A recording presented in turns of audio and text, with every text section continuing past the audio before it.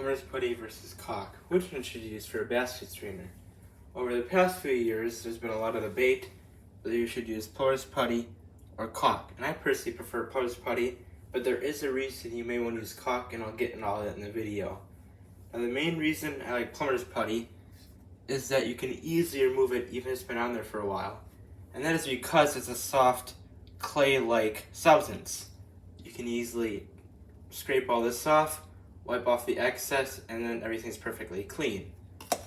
Whereas caulk, you can't do that.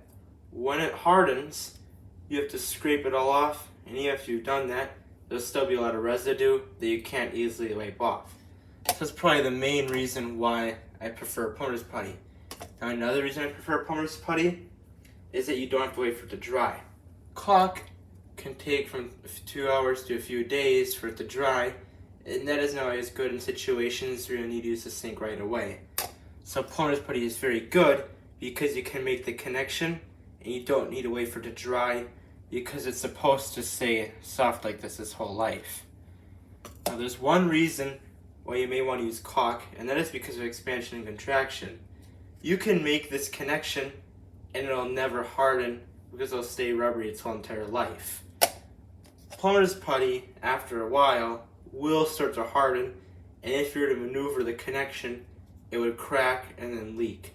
So you have to take all this into consideration and figure out which one's best for you, but Plumbers putty will usually be my go-to choice.